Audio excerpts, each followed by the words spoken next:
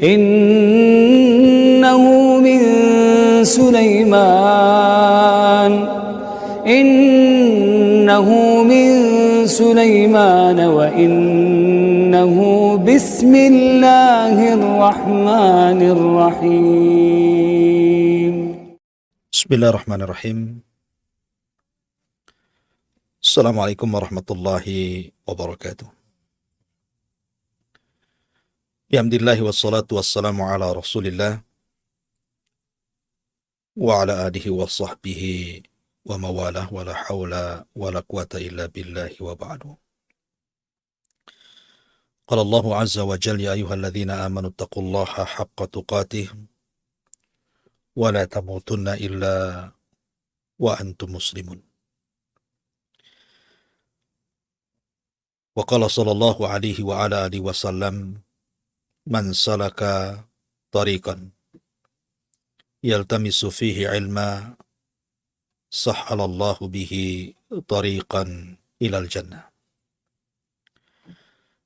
Ma'asyiral muslimin yang dimuliakan Allah subhanahu wa ta'ala, alhamdulillah, salawat dan salam tak lupa kita haturkan kepada Rasul kita Muhammad sallallahu alaihi wa ala alihi wasallam. Kita masih membahas tentang qasasul anbiya, kisah-kisah para nabi dan rasul. Dan di pagi hari ini kita akan membahas tentang qissatu Syith dan juga qissatu Idris alaihima assalam. Ma'asyiral muslimin yang dimuliakan Allah subhanahu wa ta'ala. Kita mulai kisah ini dari kisah dua putra Adam alaihi salatu wassalam, Qabil dan juga Habil. Allah subhanahu wa ta'ala berfirman dalam Al-Quranul Karim, "Watlu alaihim naba abnai Adam bilhaq. Idh qarraba qurbanan fatukubbila min ahadihima walam yutaqabbal minal akhar." Bacakan ya Muhammad kepada mereka tentang dua kisah dua anak Adam alaihi salatu wassalam, isyarat kepada Qabil dan Habil. Ketika keduanya melakukan kurban, melakukan pendekatan diri kepada Allah subhanahu wa ta'ala, maka Allah subhanahu wa ta'ala menerima salah satunya dan menolak yang lainnya. Maka yang ditolak kurbannya mengatakan, "Qala la aqtulannak," saya akan bunuh kamu. Maka orang yang diterima kurbannya mengatakan, "Innama yataqabbalullahu minal muttaqin." Sungguhnya Allah subhanahu wa ta'ala hanya menerima kurbannya dari hamba-hamba Allah yang bertakwa. La in basatta yadaka litaktulani ma ana bibasiti yadiya ilaika liaktulak. Inni akhafullah. Jika engkau ingin membunuhku silahkan. Tapi saya tidak mungkin membunuhmu karena saya takut kepada Allah subhanahu wa ta'ala. Saya hanya hendak menggabungkan dosaku kepada dosamu biar engkau menjadi penghuni neraka jahim. Ma'asyiral muslimin yang dimuliakan Allah subhanahu wa ta'ala. Ketika Adam alaihi salatu wassalam disyariatkan Allah subhanahu wa ta'ala untuk memperbanyak keturunannya dengan cara menikahkan masing-masing pasangan dengan kembarannya. Karena ketika itu Adam alaihi salatu wassalam dikaruniakan oleh Allah subhanahu wa ta'ala 40 anak-anak laki-laki dan perempuan, di mana setiap hawa lahir maka selalu kembar, laki-laki dan perempuan. Ada yang mengatakan bahwa anak pertama Qabil, ada yang juga mengatakan Habil. Lah ketika Adam alaihi salatu wassalam baru memiliki dua keturunan, Habil dan Qabil, dan keduanya kemudian diperintahkan oleh Adam atas perintah Allah untuk menikah silang. Maka akhirnya kemudian Qabil pun membantah dan menolak Alasannya karena kembarannya jauh lebih cantik dibandingkan kembaran Habil. Tapi itulah perintah Allah Subhanahu wa Ta'ala. Harusnya setiap perintah, walaupun isinya ada sesuatu yang kita tidak suka, maka kita wajib untuk mengamalkannya. Karena bagaimanapun Allah berfirman, wa asa an takrahu syai'an wa huwa khairul lakum. Terkadang apa yang Anda anggap buruk, rupanya sebuah kebaikan di hadapan Allah Azza wa Jalla. Tapi tentu berbeda dengan Qabil. Ketika itu syaitan yang memang sejak dulu ingin menyesatkan anak Adam karena dendam kesumatnya iblis terhadap Adam alaihi salatu wassalam, dengan sebab itu dia dilaknat dan diusir dari sorga. Kemudian bersumpah untuk menyesatkan anak Adam, dia ada peluang. Ketika mereka tidak sanggup kemudian mencelakakan Adam alaihi salatu wassalam di bumi. Karena Adam alaihi salatu wassalam sudah menyesali dosanya akibat perbuatannya di sorga. Maka iblis pun kemudian putus asa untuk menggoda Adam dan Hawa. Akhirnya diliriknya putra-putra Adam alaihi salatu wassalam. Dilihatnya ada kesempatan kepada Qabil. Maka syaitan pun berikan waswas kepada Qabil untuk jangan menerima syariat itu dengan alasannya kau akan mendapatkan yang buruk rupa dan meninggalkan yang cantik rupa. Dari situ akhirnya Qabil pun menolak.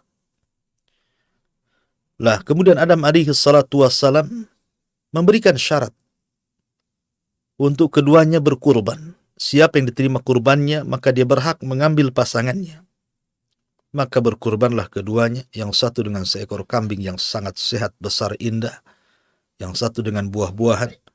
Tapi Allah Subhanahu wa Ta'ala menerima yang kurbannya dari binatang ternak, kurbannya Habil, karena keikhlasan dan ketakwaan kepada Allah Subhanahu wa Ta'ala, dan Allah tolak kurbannya Qabil karena kurban didasari karena hasad.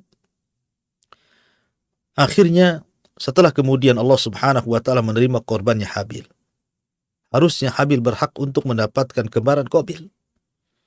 Tapi karena Qabil sudah hasad, kemudian juga datang iblis memberikan was-was yang berakhir dengan pembunuhan Qabil terhadap Habil, dan inilah pembunuhan pertama sepanjang umat manusia. Qabil membunuh Habil. Akhirnya kemudian setelah itu Qabil pun mengambil kembarannya, kemudian berpisah dari kelompok Adam alaihi salatu wassalam yang berada di pegunungan. Dia memilih untuk tinggal di lembah. Nah, setelah kemudian waktu pun berjalan, kemudian Qabil dan pasangannya pun memiliki keturunan, maka Adam alaihi salatu wassalam sangat menyesal, sangat bersedih hati dengan kematian putranya Habil yang ketika itu memang mewarisi akhlak dan juga agama Nabi Adam alaihi salatu wassalam. Maka dia berdoa kepada Allah Subhanahu wa Ta'ala. Dari sinilah kemudian Allah Subhanahu wa Ta'ala anugerahkan kepada Adam alaihi salatu wassalam seorang nabi yang kita kenal dengan Nabiullah Syith alaihi salatu wassalam. Dalam bahasa Ibraniyah, Syith itu artinya hibatullah. Hibatullah, pemberian Allah Subhanahu wa Ta'ala sebagai ganti kematian Habil. Ada yang mengatakan bahwa Syith anak ketiga Adam alaihi salatu wassalam dan juga kembarannya. Ma'asyiral muslimin yang dimuliakan Allah Subhanahu wa Ta'ala.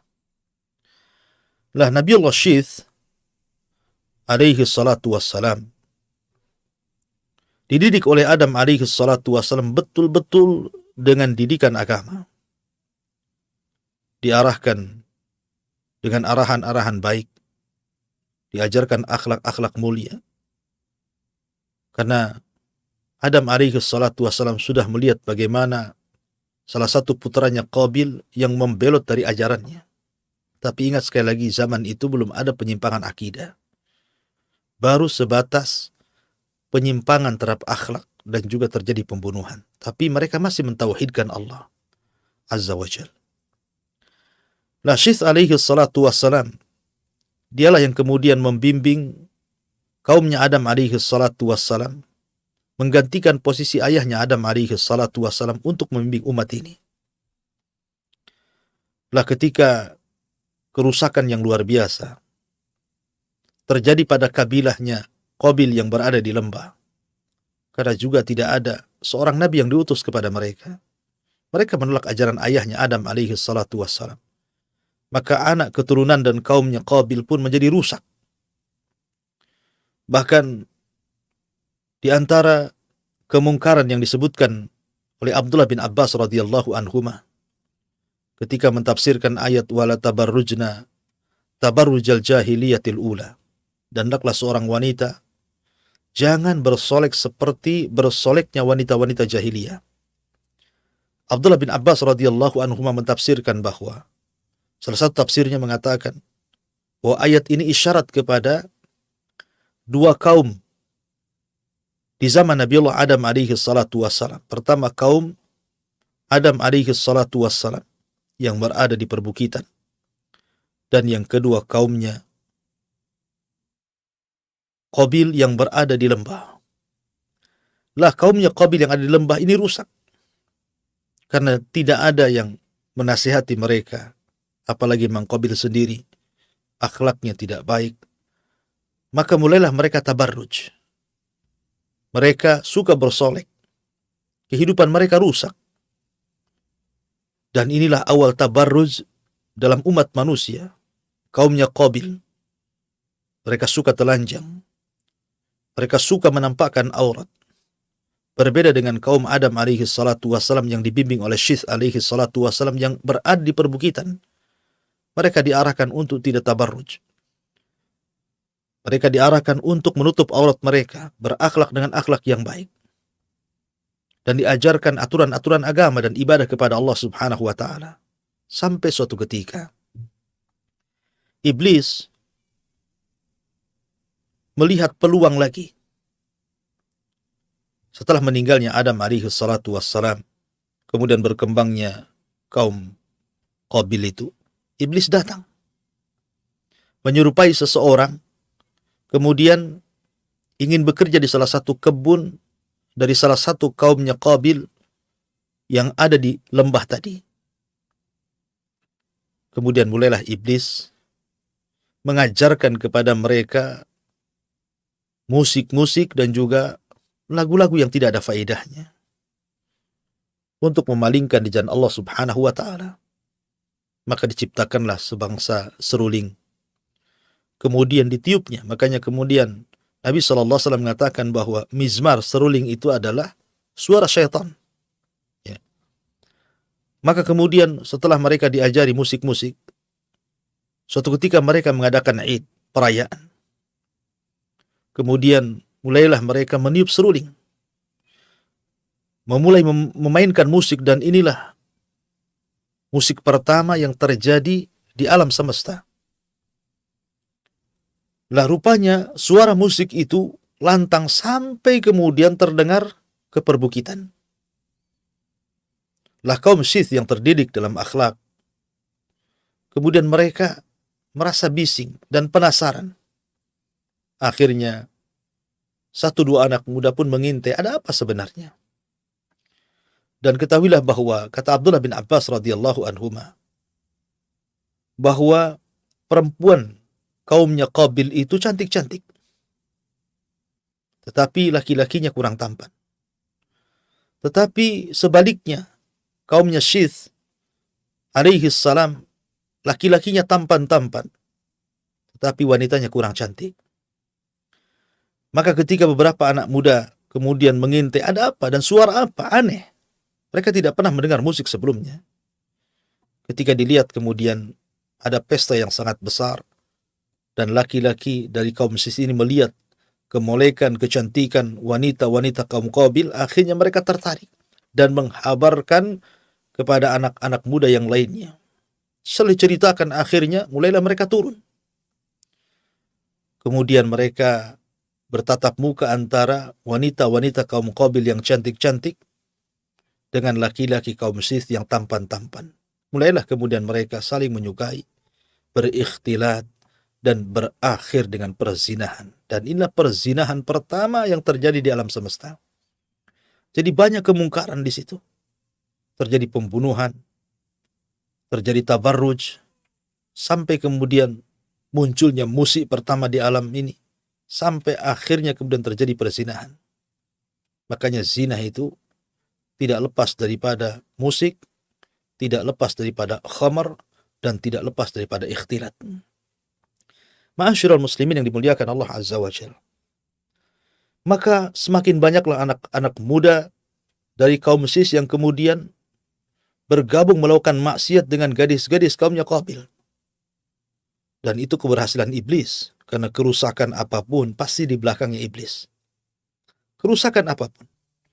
Makanya Allah Subhanahu wa taala berfirman dalam Al-Qur'anul Karim, "Wala tattabi khutuwati syaitan."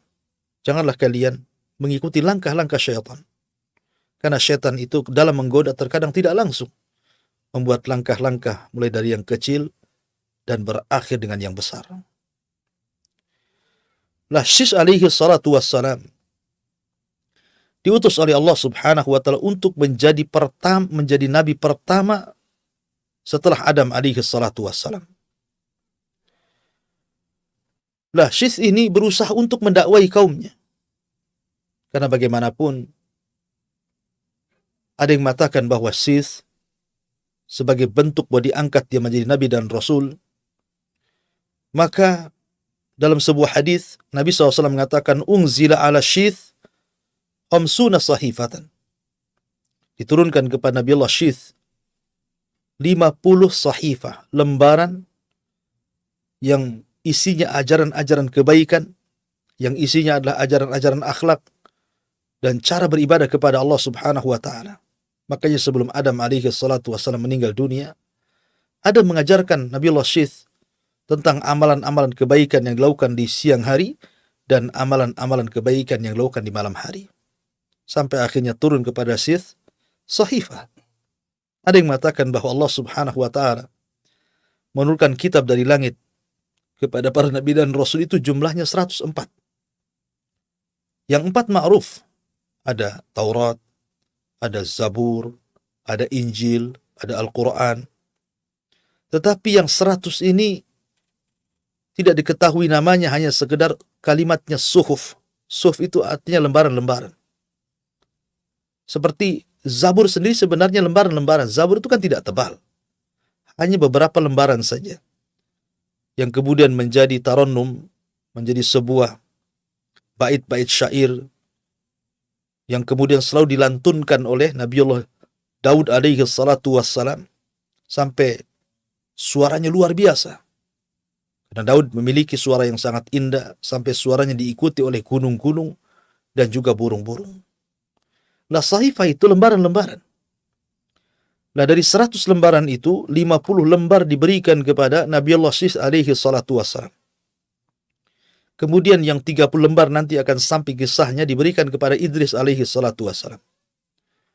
Kemudian yang 10 lembar diberikan kepada Nabi Musa alaihi salatu wassalam selain Taurat. Dan yang 10 lembarnya diberikan kepada Ibrahim alaihi salatu wassalam, maka lengkaplah 100.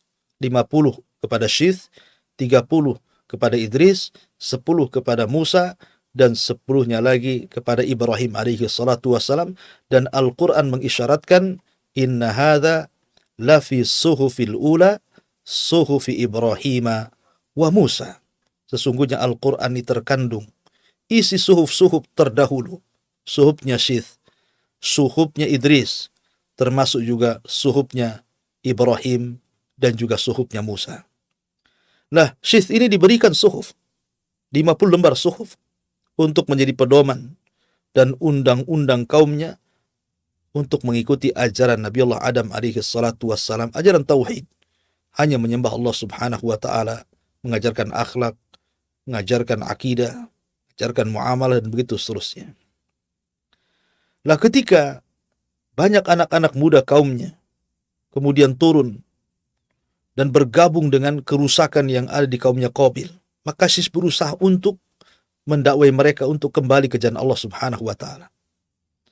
Tidak henti-hentinya Syis alaihi salatu wassalam berusaha untuk mengembalikan kaumnya dan mengharamkan untuk ikhtilat dengan kaumnya Qabil. Dan itu dilakukan sampai kepada Syis alaihi salatu wassalam meninggal dunia. Sehingga Al-Imam Ibnu Katsir dalam kitabnya Al-Bidayah wa Nihayah, beliau mengatakan, lamma mata Adam, ketika Nabi Allah Adam alaihi salatu wassalam meninggal dunia, maka Adam alaihi salatu wassalam kemudian memerintahkan keturunannya, Syis alaihi salatu wassalam, untuk menggantikan beliau menjadi nabi. Maka ketika Allah subhanahu wa ta'ala takdirkan Qabil membunuh saudaranya Habil,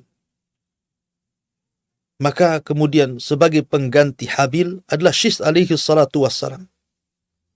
Tapi setelah kemudian Syis meninggal dunia, maka dimerintahkan salah satu putranya yang bernama Anush untuk menggantikan dirinya, terus mendakwahkan kepada kebaikan.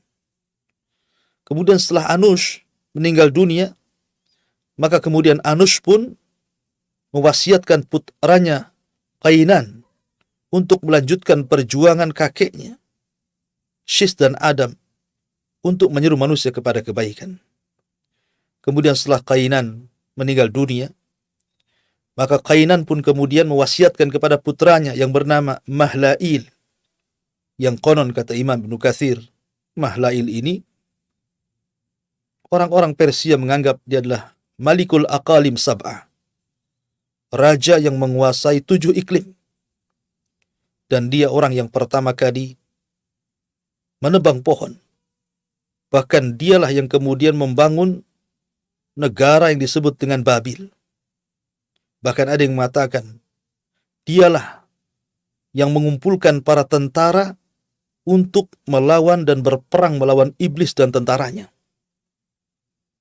Yang kemudian akhirnya tentara iblis pun lari tunggang langgang ke gunung-gunung, ke hutan-hutan, ke padang pasir, dan begitu seterusnya.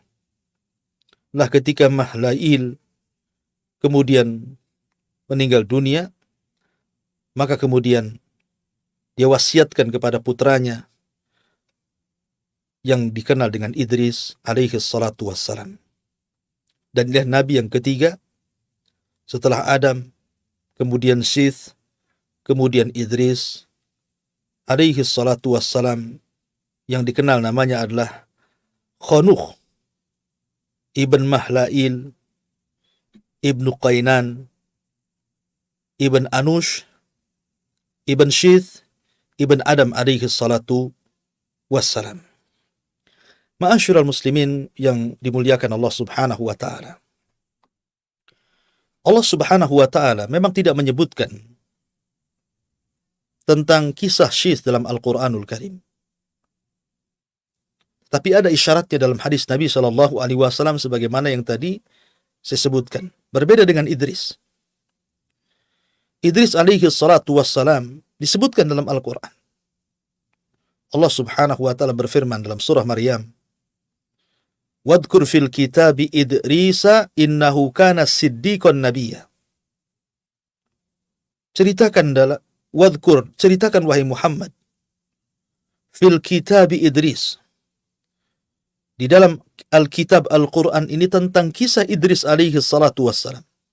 Innahu kana siddiqan nabiyya. Sesungguhnya Idris adalah orang yang sangat jujur dan dia adalah seorang nabi. Wa rafa'nahu makanan 'aliyya. Dan kami angkat Idris ke tempat yang paling tinggi. Anda harus tahu bahwa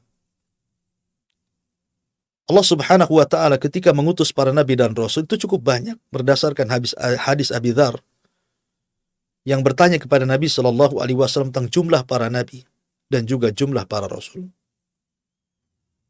Sehingga Nabi SAW menjelaskan bahwa Adadul Anbiya, jumlah para nabi itu 120.000 dan jumlah rasul itu 315. Tetapi Al-Quranul Karim tidak menyebutkan semuanya. Walaupun demikian kita harus beriman kepada para nabi yang disebutkan dalam Al-Quran yang jumlahnya 25 nabi dan rasul. ataupun yang tidak disebutkan dalam Al-Quran yang jumlahnya 120.000 nabi dan 315 rasul. Dan itu akidah ahli sunnah. Walaupun yang kita kenal, yang kita harus imani adalah 25 nabi dan rasul karena namanya dicantumkan dalam Al-Quran, di mana 15 secara nama tercantum dalam surah Al-An'am dan sisanya sampai 25 nabi dan rasul tercantum dalam beberapa surat di dalam Al-Quranul Karim.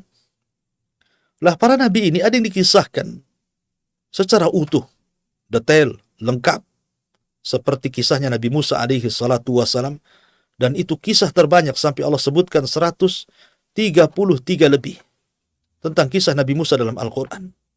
Dan itu kisah paling detail dalam Al-Quran, kisah Nabiullah Musa alaihi salatu wassalam. Kemudian juga kisah Ibrahim alaihi salatu wassalam, cukup detail. Disebutkan masa remajanya sampai kepada masa tuanya. Tapi ada juga nabi itu tidak disebutkan secara rinci, hanya disebutkan kisah globalnya. Seperti kisah Nabi Saleh, Nabi Syuaib, dan nabi-nabi yang lainnya. Tapi ada nabi juga sama sekali kisahnya hanya cuplikan saja. Seperti kisah Idris tidak disebutkan bagaimana masa kecilnya, masa remajanya, sampai tuanya. Hanya Allah mengatakan, وَذْكُرْ فِي الْكِتَابِ إِدْرِسْ إِنَّهُ كَانَ صِدِّيقًا نَبِيًّا وَرَفَعْنَهُ مَكَانًا عَلِيًّا. Hanya isyarat saja. Sebutkan ya Muhammad di dalam Al-Quran tentang kisah Idris. Sungguhnya dia seorang yang jujur dan seorang nabi dan kami angkat di tempat yang paling tinggi. Tapi ada juga yang disebutkan namanya tapi tidak ada kisahnya. Seperti Zulkifli, Al-Yasa, dan beberapa para nabi. Walaupun demikian tetap kita mengacu kepada Al-Quran dan Sunnah yang sahih tentang kisah para nabi dan rasul. Walaupun disisipkan tentang kisah Israiliyat, tentu kisah-kisah yang tidak bertentangan dengan Al-Quran dan Sunnah, karena Nabi SAW bersabda, hadithu an Bani Israel wala haraj. Ceritakan tentang kisah Bani Israel, dan itu tidak mengapa selama tidak bertentangan dengan Al-Quran dan Sunnah. Ada perselisihan para ulama tentang siapa Idris. Ada yang mengatakan bahwa Idris itu adalah Ilyas. Jadi Idris dengan Ilyas itu sebenarnya satu orang. Ada yang mengatakan Idris, ada yang mengatakan Ilyas. Sebagaimana Imam Al-Bukhari menyebutkan dari Abdullah bin Mas'ud radhiyallahu anhu dan juga Abdullah bin Abbas radhiyallahu anhuma, anna Ilyasa huwa Idris. Bahwa Ilyas adalah Idris. Menunjukkan bahwa Idris dengan Ilyas itu satu orang sebenarnya. Dan dari Anas bin Malik radhiyallahu an dalam peristiwa Isra dan juga Mi'raj ketika Nabi SAW kan berjumpa dengan Idris, maka Idris mengatakan kepada Nabi SAW, marhaban bi akhin salih wan nabiyyin salih. Selamat datang wahai saudaraku yang saleh dan nabiku yang saleh. Dan dia tidak mengatakan seperti yang dikatakan Adam dan Ibrahim, mengatakan marhaban bin nabiyyin salih wal ibni salih. Selamat datang wahai nabi yang saleh dan anakku yang saleh. Maka ini juga cerita bahwa Nabi SAW berjumpa dengan Idris. Dan ada yang mengatakan sekali lagi bahwa Idris adalah Ilyas, tetapi pendapat yang kuat wallahu alam bahwa Ilyas sendiri dan juga Idris sendiri. Dan itu yang dikuatkan oleh Imam Ibnu Katsir rahimahullahu ta'ala, wa anna Ilyas laisa huwa Idris. Bahwa Ilyas itu bukan Idris. Ilyas sendiri, Idris sendiri, artinya Ilyas ada kisahnya, Idris juga ada kisahnya yang sekarang sedang kita ceritakan. Ma'asyiral muslimin yang dimuliakan Allah Azza wa Jalla. Sebenarnya Idris itu dilahirkan ketika Adam alaihi salatu wassalam masih hidup. Ada yang mengatakan ketika Adam berusia cukup tua, di mana Idris berjumpa dengan Adam itu sekitar 120 tahun sebelum meninggal Adam alaihi salatu wassalam. Ada yang mengatakan 308 sebelum meninggalnya Adam alaihi salatu wassalam, Idris lahir. Artinya bahwa Idris masih berjumpa dengan Adam alaihi salatu wassalam. Nah, Adam itu juga diberikan usia cukup panjang. Ada yang mengatakan usianya 1000 tahun. tapi kemudian dikurangi menjadi 960 tahun, karena yang 40 tahunnya diberikan kepada salah satu umatnya yang sangat menakjubkan Adam dalam mimpinya, dialah Daud alaihi salatu wassalam. Nanti akan sampai kisahnya. Tapi yang jelas bahwa Nabiullah Idris alaihi salatu wassalam diberikan oleh Allah subhanahu wa ta'ala kecerdasan. Maka disebut Idris dari kalimat dirasah. Karena di antara keistimewaan daripada Idris alaihi salatu wassalam, di mana dia awal man khatta bil qalam, bahwa dia adalah nabi yang pertama kali mencatat dengan pena. Jadi dia orang yang pertama kali mencatat dengan pena. Dan juga diberikan ilmu yang luas dan luar biasa. Dia suka membaca. Lah Idris alaihi salatu wassalam ketika melihat kemungkaran dari kaumnya Qabil yang semakin hari semakin rusak kondisinya, maka Idris pun kemudian mulai mengumpulkan kaumnya, kemudian mengajak berjihad untuk menumpas kemungkaran yang ada pada kaumnya Qabil. Dan dialah nabi yang pertama yang melakukan jihad, nabi pertama yang menawan, dan nabi pertama yang mengambil harta rampasan perang. Tetapi harta rampasan perang sejak zaman Idris alaihi salatu wassalam sampai Nabi Isa alaihi salatu wassalam belum dihalalkan. Jadi mereka hanya mengambil harta itu, kemudian diserahkan kepada Allah Azza wa Jalla dengan cara diletakkan di bukit-bukit dan gunung-gunung. Kemudian akan datang api yang menyambar. Kalau seandainya harta itu disambar api, dilahap api, kemudian hangus dan habis, menunjukkan jihadnya diterima. Artinya jihadnya karena Allah subhanahu wa ta'ala. Tapi kalau sebaliknya, maka jihadnya masih dipertanyakan keikhlasannya. Tapi di zaman Nabi SAW, harta rampasan perang itu dihalalkan untuk dimanfaatkan. Makanya Nabi SAW mengatakan, wa uhillat liyal ghanaim, dihalalkan kepadaku untuk memanfaatkan harta rampasan perang. Maka Nabi SAW berhak mendapatkan 1/5 dari harta rampasan perang, khumus. Ma'asyiral muslimin, para pemirsa Kiswah TV yang dimuliakan Allah subhanahu wa ta'ala. Maka Idris alaihi salatu wassalam berusaha untuk memperbaiki kondisi, berjihad, melawan kemungkaran. Dan siapa yang tidak ikut ajarannya ditangkap dan jadi tawanan. Dan hartanya dirampas. Akhirnya, setiap hari banyak orang yang sadar kembali ke jalan yang benar. Dari situlah maka Allah subhanahu wa ta'ala menghadiahi Idris bahwa dia setiap hari amalannya akan diangkat sebanyak umat yang didakwahinya. Maka Idris alaihi salatu wassalam pun kemudian meminta kepada Allah subhanahu wa ta'ala untuk ditangguhkan usianya. Setelah dia mendapatkan kabar, dia mendapatkan pahala sebanyak kaumnya, kebaikan kaum yang dakwahinya, maka dia ingin diperpanjang usianya supaya makin banyak lagi kebaikan yang akan diangkat ke hadapan Allah subhanahu wa ta'ala. Ada juga kisah tentang kematian Idris alaihi salatu wassalam. Ketika Allah subhanahu wa ta'ala berfirman, wa rafa'nahu makanan aliyya, kami angkat Idris ke tempat yang tinggi. Maka ada kisah Israiliyat bahwa ketika Idris alaihi salatu wassalam, sebagaimana dikatakan oleh Ka'ab al-Akhbar, ketika Allah subhanahu wa ta'ala mewahyukan kepadanya bahwa dia akan mengangkat setiap hari pahala seluruh amalan Bani Adam. Kemudian Idris pun berdoa kepada Allah Azza wa Jalla untuk ditangguhkan usianya agar jangan cepat diwafatkan. Berjumpalah Idris dengan malaikat Jibril. Kemudian dia meminta kepada Jibril untuk dipertemukan dengan malakul maut. Maksudnya supaya Idris bernego dengan malakul maut agar jangan dulu dicabut nyawanya dan agar ditangguhkan usianya. Maka kemudian Iblis pun diangkat oleh Jibril ke langit.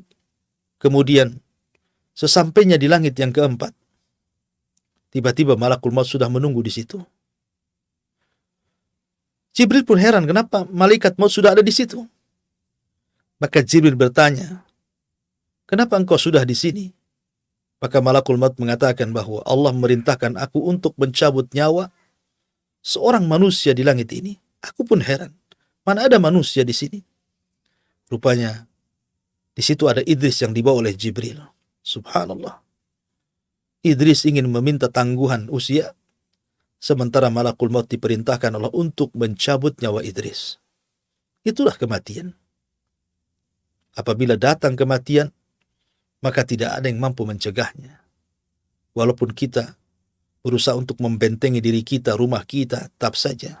Walau kuntum fi burujim musayyadah, aina ma takunu yudrikumul maut, walau kuntum fi burujim musayyadah. Dimanapun kau berada, kematian itu pasti akan menjemput dirimu, walaupun kau bentengi rumahmu, dirimu, dengan apapun benteng, tetap saja kematian itu akan menjemput siapapun. Kalau sudah datang takdirnya, la yastakhiruna sa'atan wa la yastaqdimun. Tidak mungkin mundur, tidak mungkin maju. Kullu nafsin dha'iqatul maut, setiap jiwa pasti akan mati.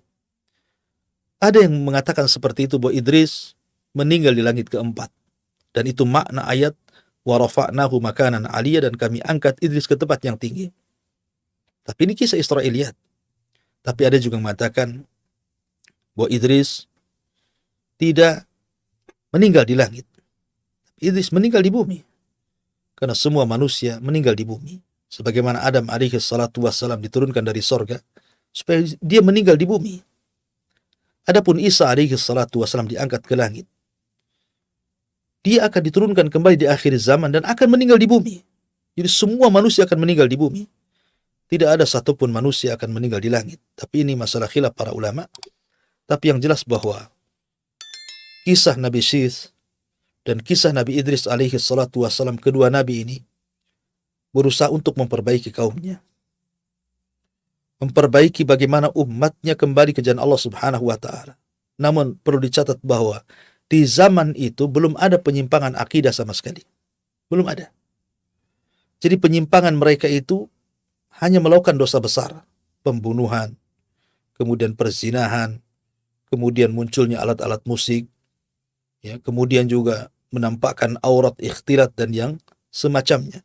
Tapi mereka semua masih mentauhidkan Allah, baik kaumnya Qabil ataupun kaumnya Sis alaihi salatu wassalam. Sampai pada waktunya ketika Idris alaihi salatu wassalam meninggal dunia.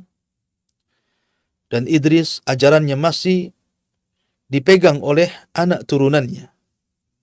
Sampai kepada ada satu keluarga yang disebut dengan keluarga Wud, atau Quran menyebutnya Wad, memiliki beberapa anak. Ada Yaghus, ada Ya'uq, ada Nasr, yang disebutkan di dalam surah Nuh. La tadarunna waddan wala suwa'an wala yaghutha wa ya'uqa wa nasra. Jadi keluarga Wud ini adalah umatnya Idris alaihi salatu wassalam yang paling soleh yang tersisa kala itu. Baik, dermawan, cerdas, saleh, dicintai umatnya. Sampai akhirnya kemudian Wud pun meninggal dunia. Kemudian digantikan oleh Yaghus, digantikan oleh Ya'uq, digantikan oleh Nasr. Akhirnya semua anak-anaknya juga meninggal dunia, sehingga hilanglah qudwah. Hilanglah percontohan yang baik.